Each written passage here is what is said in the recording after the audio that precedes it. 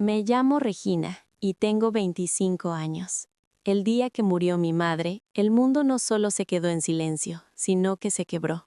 Se supone que el duelo se siente como tristeza, pero el mío fue como si lo borraran.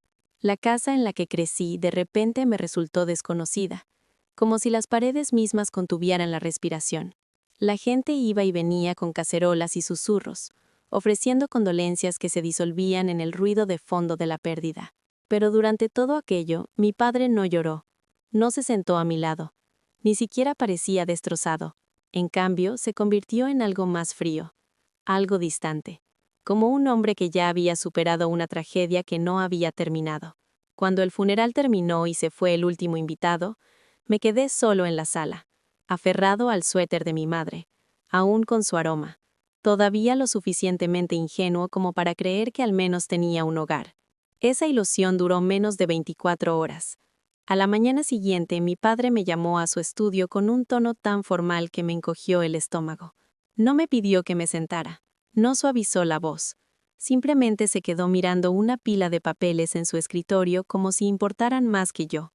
Cuando murió mi madre, mi padre reclamó nuestra casa y $33 millones. Recuerdo haber pensado después por qué ese fue el momento exacto en que todo cambió. Hablaba como un casero, no como un padre. Dijo que la casa ahora era suya.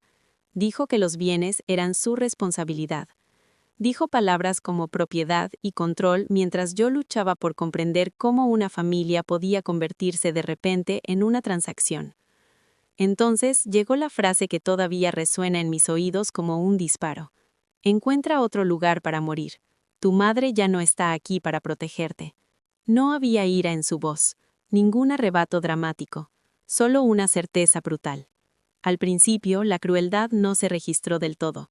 Mi cerebro se negaba a procesar la idea de que un padre pudiera mirar a su hija afligida y reducirla a una molestia.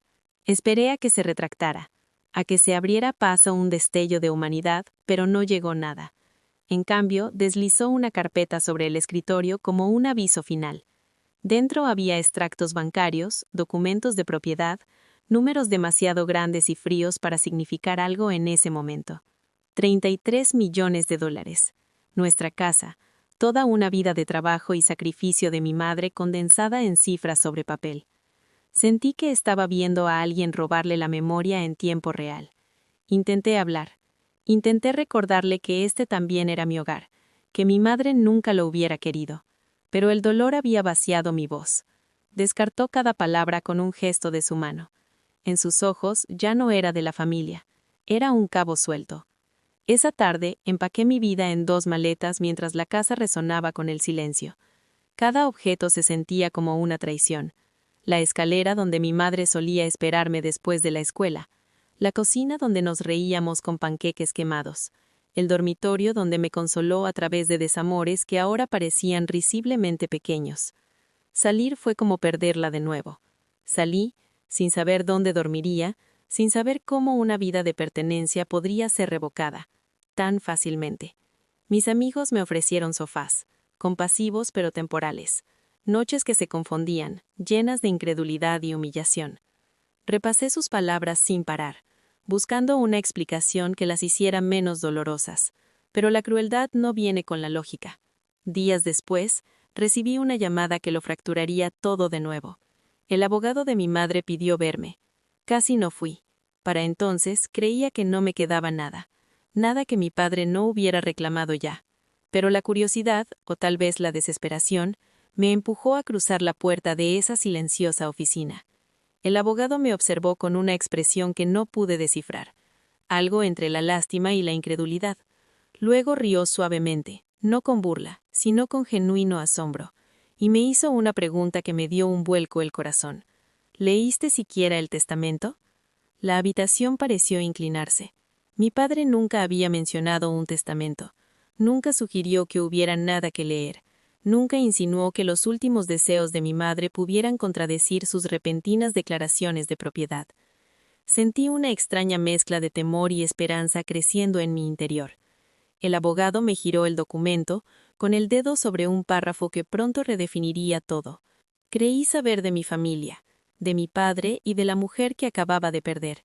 Y en ese instante de suspenso, antes de que la verdad se revelara por completo, me di cuenta de algo escalofriante. Mi padre no me había echado sin más. Lo había hecho con la absoluta certeza de ser intocable. Lo había hecho creyendo que la historia ya había terminado. Lo había hecho sin imaginar jamás con qué violencia la realidad estaba a punto de demostrarle lo contrario. Recuerdo mirar fijamente el testamento, con la mirada fija en las líneas mientras mi cerebro se quedaba atrás, luchando por asimilar lo que estaba escrito con una intinta que de repente parecía más pesada que la propia realidad. El abogado de mi madre se recostó en su silla, observando mi expresión con la paciencia de quien ha visto familias fracturarse por mucho menos. Me temblaban las manos al leer las palabras una y otra vez, porque se negaban a parecer reales. La casa, nuestra casa, no era de mi padre. Los 33 millones de dólares que con tanta seguridad había reclamado no eran suyos. Todo por lo que mi padre me había echado, todo lo que había usado para justificar su crueldad, estaba sujeto a condiciones que ignoraba o nunca se molestaba en comprobar. Mi madre había sido precisa, deliberada, de una claridad devastadora. La mayor parte del patrimonio, incluyendo la casa y los fondos, había sido depositado en un fideicomiso para mí. No fue una donación imprudente, no una entrega a ciegas, sino protegida, salvaguardada, controlada por términos que ahora se leen como un último acto de amor y previsión. Y entonces llegó la cláusula que me encogió el pecho. Mi padre podía quedarse en la casa, pero solo mientras siguiera velando por mi bienestar, mi residencia, mi seguridad. Cualquier intento de desalojarme, intimidarme o negarme mis derechos me acarrearía una pérdida inmediata.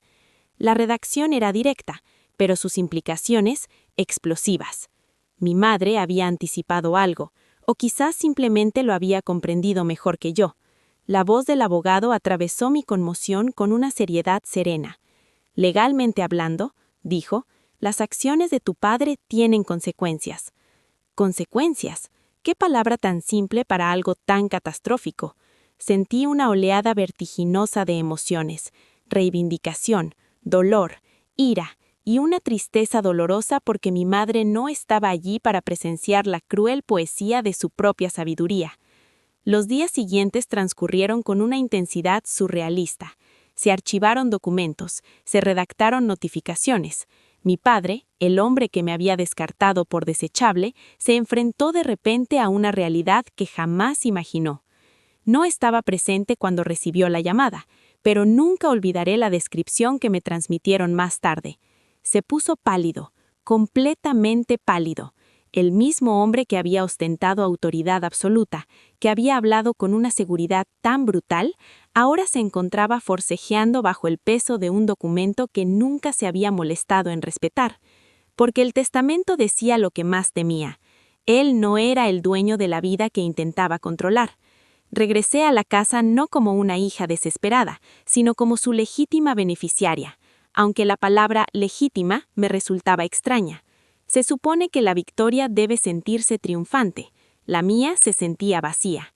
La puerta principal parecía la misma. Sin embargo, todo al cruzar ese umbral había cambiado. Mi padre esperaba en el pasillo, con la postura rígida. Su confianza se hizo añicos, frágil e irreconocible. Por primera vez parecía inseguro, más pequeño. La dinámica de poder que había definido toda mi existencia había dado un vuelco a una velocidad aterradora. Intentó hablar, intentó reunir fragmentos de autoridad, pero la ley le había arrebatado la ilusión que una vez ejerció con tanta facilidad. Hay un tipo particular de silencio que existe entre las personas que de repente se ven sin máscaras. Nos quedamos allí, rodeados de recuerdos de una mujer que había orquestado silenciosamente la verdad que ahora se desplegaba entre nosotros. Podía verlo en sus ojos, no remordimiento, todavía no, sino incredulidad. ¿Cómo podía la hija a la que desechó ahora tener el futuro del hogar que intentó negarle? Pero mi madre había comprendido algo fundamental sobre la dignidad y la protección.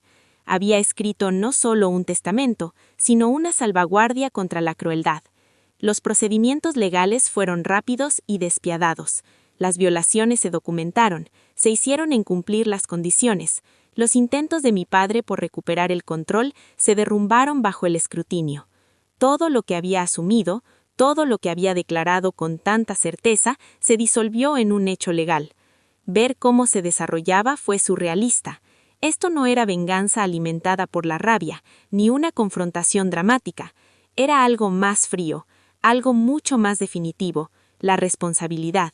Y a pesar de todo, seguía volviendo a un solo pensamiento. Mi madre lo sabía. Sabía suficiente para asegurarse de que, incluso en su ausencia, yo no estaría indefenso. La casa permaneció, la confianza se afianzó, pero el destrozo emocional persistía como una tormenta que se negaba a disiparse por completo.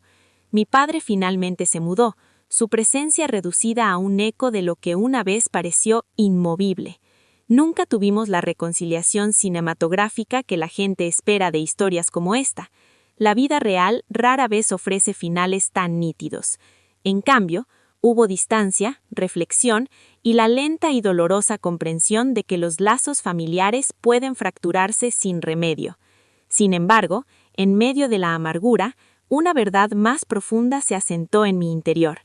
El último acto de mi madre no fue sobre riqueza ni propiedades, fue sobre protección, sobre asegurar que nunca más volvería a quedar indefenso ante alguien que confundió la autoridad con amor. Si has escuchado hasta aquí, ya entiendes que esta historia no se trata solo de herencias o giros legales. Se trata de resiliencia, de la fuerza serena de alguien que planeó justicia cuando las emociones podrían haber fallado. Historias como estas son más que entretenimiento. Son recordatorios de que la verdad siempre sale a la superficie, que la crueldad a menudo tiene consecuencias y que la dignidad puede sobrevivir incluso a la traición más dura. Si esta historia te conmovió, si crees en el poder de la verdad, la justicia y los finales inolvidables, entonces este viaje no tiene por qué terminar aquí.